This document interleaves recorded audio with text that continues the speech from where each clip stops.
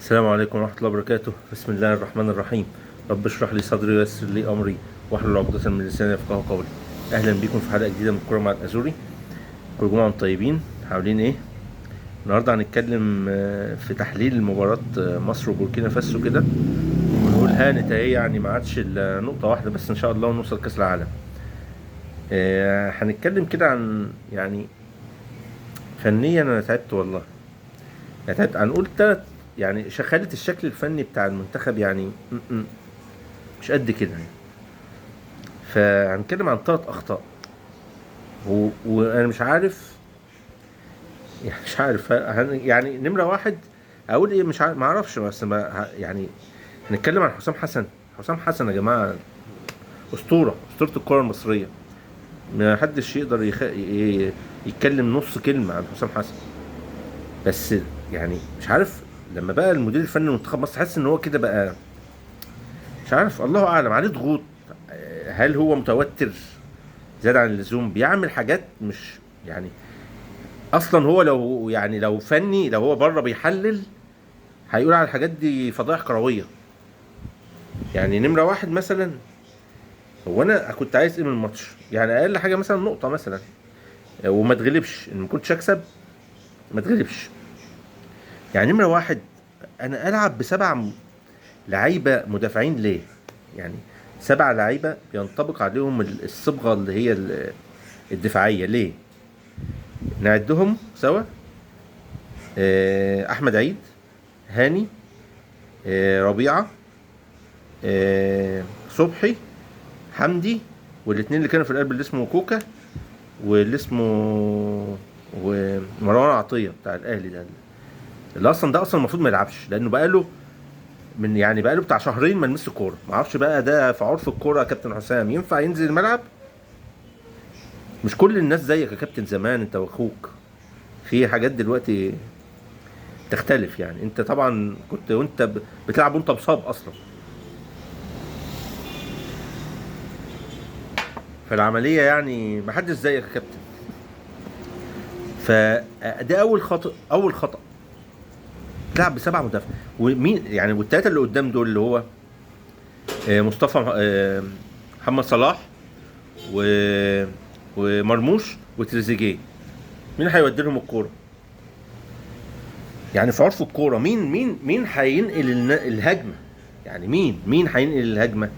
اذا كان ال7 لعيبه دول اللي ورا دول، لو حضرتك، يعني انا مش عارف كنت بتلعب بخطه ايه اصلا. يعني الخطه بتاعت الملعب مش عارفينها. يعني غالبا هي 3-4-3 غالبا يعني. ف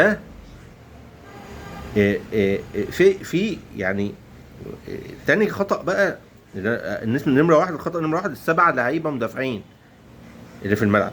في عرف الكورة المفروض لو انت عايز تلعب نسبة وتناسب يبقى 5 و5، زي ما انا قلت على التشكيل الاولاني كده بتاعي. بس الناس اللي بتفهم بس في الكورة هي اللي تفهم الكلام ده. 5 لعيبة مدافعين صبغة دفاعية، و5 لعيبة مهاجمين في خطة 4-3-3. ازاي؟ شوف الفيديو اللي فات بقى وانت تفهم. هقولك بس التشكيل: هاني، ربيعة، صبحي، حمدي، ادي ال4 اللي ورا. قدامهم مهند لاشين، على يمينه زيزو، على شماله تريزيجيه، وقدام مرموش وصلاح، وقدامهم مصطفى محمد. دي طريقة 4-1-2-2-1، اللي هي يعني الديناميكية في خطة 4-3-3. طبعا اللي مش هيفهم الكلام اللي انا بقوله ده كلام، يعني اللي هيفهمه ناس بتفهم في الكورة، مش اي حد يفهمه. وقلنا ان الخطة بتاعت 4-3 بتقسم الملعب 3 تلات. لو انت بتلعب 4-3-3، 3 تلات: تلت هجومي، وتلت دفاعي، وتلت خط الوسط. الملعب بيتقسم كده حسب بقى انت الاستراتيجية بتاعتك ايه، هجومية ولا دفاعية. بتقسم الملعب 3 تلات. لو انت مثلا بتلعب 4-3-3 ديفنس، اللي انا قلت لكم عليه الفيديو اللي فات برضو، دي هتبقى انت بتدافع من التلت الاوسط لملعبك. يعني الخط الهجومي بتاعك يبقى من التلت الوسط، التلت الاوسط لملعبك، لملعب الخصم. لو قسمنا الملعب نصين، الملعب كله 3 تلات، يبقى التلت اللي في النص من نص من اوله في الخصم، في ملعب الخصم. فاهمين؟ يعني هو كده، ده العقل، دي الكوره. الكلام اللي انا بقوله ده يعني اي حد يعرفه، اي حد يفهم، يعني مطلع على الكوره العالميه وعنده خبره بالكوره العالميه، بيتفرج على الدوريات وبيشوف تطور الكوره واللي بيحصل في العالم. بتكلم على الدوريات الكبرى، ايطاليا، فرنسا، اسبانيا، انجلترا، كده الدوريات الكبرى. الدوريات التانية دي التعبانه دي كوليشن كان ملناش دعوه بيها. دي حاجات مفهومه ومعروفه. الكوره، في الكوره كل يوم في تطور في الكوره، كل يوم في فكر جديد بيطلع في الكوره. فالمنتخب بقى كان بيلعب ايه بقى؟ ايه؟ عايز افهم، حد يقول لي. لو انتم معترضين على الكلام اكتبوا لي في التعليقات ايه رايكم، اكتبوا لي قولوا لي.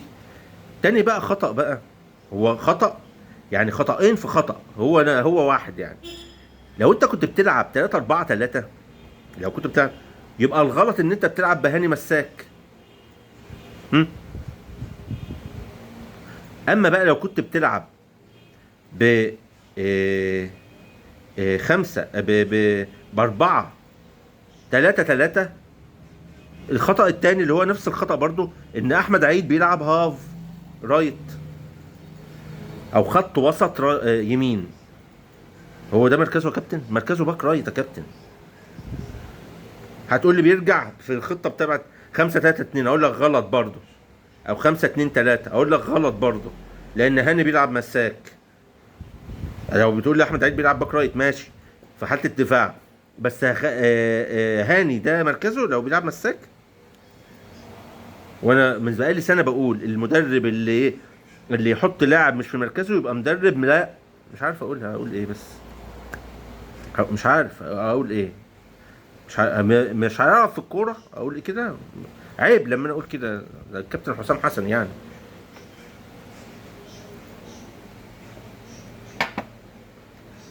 يعني خطأين هما بخطأ هو واحد، ان هما اللعيبه دي مش ما بتلعبش في مراكزها، ما بتلعبش في مراكزها، مش مركزها.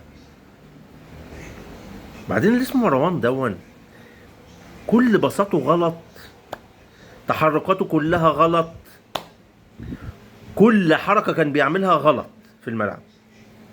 هات النسبه بتاعته بس، موقع محترم، مواقع اوروبيه محترمه بتحلل. هات النسبه بتاعته كده وشوفها كام. ساقط، جايب باين 3 و4 من 10 باين، ولا 4 و3 من 10 حاجه كده، ساقط يعني. ايه ده؟ انت كابتن حسام مش شايف؟ مهند لاشين كان لازم يلعب. حتى لو كنت عايز تلعب بتالت ما تلعبش احمد عيد، تلعب مهند لاشين، ومروان عطيه ده ما يلعبش، يلعب دونجا كده. يعني مش عارف، انا ما اعرفش. تالت حاجه بقى، كابتن مصطفى محمد هو عمل ايه؟ يعني هو عمل ايه عشان كل ده يعني؟ عمل ايه مصطفى محمد؟ عمل ايه مصطفى محمد عشان كل ده يحصل؟ مش عارف. يعني انت عايز تعاقبه ماشي عاقبه، بس مش كده يا كابتن، ده يعني صعب كده، ده صعب جدا. لاعب الشهر في نادي نانت الفرنسي مصطفى محمد، لما الراجل ده يروح النانت يقول له يا مصطفى، اي حد اي لاعب، درش انت ما كنتش بتلعب اساسي ليه؟ هو مين اللي كان بيلعب عليك؟ ده واحد محترف يعني جامد. هيقول له اسمه ايه؟ يقول له واحد اسمه اسامه فيصل. انا ما بقللش من اسامه، اسامه لعيب كويس، بس يعني هو يعني، طب بيلعب فين ده كابتن؟ في البنك الاهلي. طب ترتيبه كام؟ ده جاب اجوان يعني في الدوري؟ لا ما جابش حاجه، ما جابش حاجه. طب ترتيب النادي بتاعه كام؟ هيقول له 18 18. لا يبقى معلش المدرب بتاعك يا كابتن في حاجه، على طول هيقولوا كده. مفيش حاجه اسمها الا كده. مصطفى محمد يلعب اساسي في منتخب مصر، غير كده يبقى في بقى ايه؟ حب وكره، يبقى في مجامله، واللي يحب ويكره ويجامل هيفشل، عمره ما ربنا هيكرمه. وانت المفروض يا كابتن عارف الحاجات دي، المفروض، لان حضرتك مريت بكل ده، وحضرتك عارف لو كنت مكان مصطفى محمد ده ما كنتش هتسكت، كنت هتبقى قاعد كده مش على بعضك، وبتفرك كده عشان تنزل. بس يعني التلات خطايا دول اخطاء خلت منظر الفرقه مش تقيل، مش منظر منتخب مصر. منتخب مصر لازم يكون ليه شخصيه، يكون ليه شكل في الملعب. الكيمستري والكوميونيكيشن بتاع اللعيبه مش موجود. هل دون عشان مفيش معسكرات؟ انا مش عارف. طب مش معنى المغرب والجزائر وتونس وغانا فرق فوق فرق ملهاش حل. والكونغو، ده الكونغو ده انا رايي هتبقى الحصان الاسود. انا رايي ان الكونغو ده هتبقى الحصان الاسود في بطوله الافريقيه الجايه دي، وربنا يستر من البطوله دي، الا اذا بقى الكابتن حسام هيعمل معسكر كويس 100 واللاعيبه دي تفوق وتحفظ وتفوق وتعرف انها تيشيرت منتخب مصر تيشيرت عالي. لازم يكونوا قد المسؤوليه. ليه بقى انا بقول ان المنتخب يعني ما كانش ليه شخصيه؟ ليه؟ لان اتضح ان بوركينا فاسو كانت خايفه كمان منك. المفروض انا بقى كمدرب، اعمل ايه بقى؟ يعني هو كان بيلعبك على ارضك ووسط جمهورك لما انت كسبته 4-3-3 ديفنس، او يعني 50-50. انت بقى هو بقى جاي لعبك بقى 3-4-3، نفس الخطه اللي انا بقول لكم. اللعيبه اللي هو لعبها غير بس 2 لعيبه بس. يعني هو اللعيب اللي اسمه زجرانة ده، واللعيب اللي اسمه ياجو. دول ال2 لعيبه اللي اتغيروا من التشكيل القديم اللي انا قلت لك. كان في بقى مين بقى؟ كان في اللعيب اللي اسمه اللي هو بتاع الفرقه اللي هو سيشل، كسبوها 6. اللعيب اللي اسمه محمد كانوتيه اللي انا بقول لكم عليه، محمد كوانتي كان رهيب. هو نزله في الشوط الثاني، وهو ده اللي عمل الهجمات الخطر على منتخب مصر. كان دافن منتخب مصر في 18. يعني كان فرقه بوركينا فاسو دي قاعده، ما انت باين ان انت نازل مدافع، انت باين ان انت نازل خايف جدا، وده غلط. انا مش عارف ليه كده. ليه انت تنزل بفرقتك العاديه، الفرقه بس بتحفظ؟ الخطط نسب يا كابتن، الخطط افكار، والخطط انت اللي بتشكلها بنفسك كده، وتعرف ايه في ايه. ولما اشوف الخصم بتاعي ده اشوفه بيعمل ايه، ابني بقى انا وانا معايا لعيبتي واشكلها زي ما انا عايز، واقول لي ده اتحرك كده واعمل كده وكده الكلام دوت. ف بان بقى اللعيبه الخطره بقى. يعني اللعيبه كانت باينه خطره. ده الولد اللي اسمه ايري ده اللي انا بقول لكم عليه، بيلعب في نادي فانس، نادي الدرجه الثانيه في فرنسا. ف اخد تريزيجيه من على الخط في الشوط الاول كده. كان حاجه يعني صعبه جدا جدا جدا، يعني كان منظرها صعب. ف الولد ده ايري ده بيلعب في نادي فرايبورغ، في المانيا. والخوسيه بقى ده اللي هو قعده.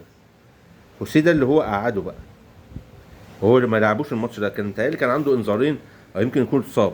بس المهم ان انت لما شفت كده المفروض كنت تنزل بقى كابتن، تغير عشان تكسب وتخلص. هم كانوا برضو مش مقلقين، كان باين ان الفرقه برضو مقلقه شويه. هو اكل ضغطاك وكان كله، بس ما كانش فيه خطر. انا بقى استغل الفرصه دي، انا استغل الموضوع ده واهجم وانزل واضغط. ما انا معايا فرقتي كويسه معايا، وبرضو الديفنس بتاعي زي ما هو ملتزم. بس للاسف يعني ما كانش فيه يعني شويه كده ايه. المفروض يبقى ممكن ضغوط المباراه، ممكن مش عارف. امال لما نخش بطوله افريقيا ده هنعمل ايه؟ ربنا يستر. هنتكلم كده كمان على موقف فين كده حصلوا من الاسبوع اللي فات ده. موقف بتاع الكابتن الحضري واحمد حسن، هم بيقلسوا على الكابتن حسام. عيب يا كباتن. وشبيري يقوم داخل هو كمان.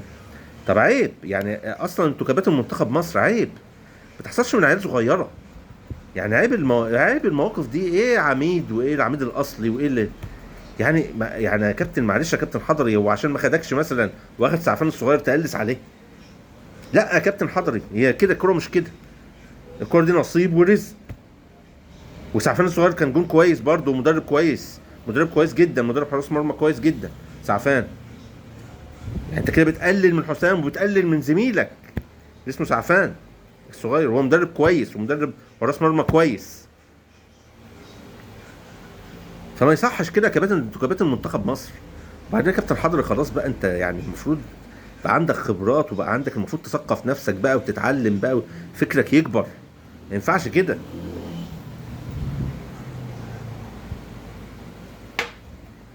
ف المهم الموضوع اتلم يعني يعني والحمد لله ان حسام ما ردش، لان لو كان حسام رد كان هيحصل حاجه، كان هيبقى في حاجات قله ادب. بس الحمد لله ان حسام ما ردش وكان مركز في ربنا يستر ما يردش بقى في خلال الايام اللي جايه دي. الموقف التاني بتاع اللي اسمه كابتن سيد الدكتور ده عبد الحفيظ ده، وهو بيقلس على الكابتن خالد الغندور. الكابتن خالد الغندور ده المفروض هو كابتنه، اكبر منه مثلا ب7 8 سنين. ازاي يقول عليه كده ويقلس كده عليه ويقول هو مش على قلبنا مش دمه تقيل زي خالد؟ خالد مين ده كابتن؟ ده الكابتن بتاعك، ده اكبر منك ب7 سنين. ده انت كابتن لما كنت في الناشئين، كنت الفرقه اللي فوقك بتقول لي اللي هو فرق بينك وبينه سنتين بتقول له يا كابتن. مش حال ده خالد الغندور؟ مش عارف. وعيب برضو على اللي كان قاعد الزملكاويه اللي بيضحكوا، اللي اسمه طارق السيد واللي اسمه مدحت عبد الهادي. عيب يا كباتن، ده خالد الغندور ده الكابتن بتاعكم، كان الكابتن بتاعكم في نادي الزمالك، المفروض تدافع عنه يا كابتن، تدافع عن زميلك الكابتن بتاعك، تسيب واحد زي ده يقلس عليه كده. وبعدين انت عارف مين خالد الغندور، وعارفه مين وابن مين وتربيته ايه وثقافته ايه، وكل واحد بيبان من اصله وكلامه، اصله ايه وكلامه ايه. وعلى العموم كابتن خالد، انت الناس عارفه مين خالد الغندور واصله ايه وتربيته ايه وتعليمه ايه، وعارفه ان الجنب التاني ده مين. فيعني عيب كده، عيب. يعني المفروض الناس وبالذات يعني انتم يعني يعني الرياضه دي فيها سمو كده واخلاق. ليه كده تتريق على الكابتن بتاعك؟ ليه؟ بعدين مش اول مره برضو قلت عليه ده قد كده، بعد كده طلعت اعتذرت له. كل واحد بيبان من اصله ومن تربيته. دي كام حاجه كده اتكلمنا عليهم. وطبعا الدوري هيبتدي، وطبعا القمه بكره بين المصري والزمالك، ومش عارف هي بكره ولا يوم الاحد. طب استنى كده نشوف كده امتى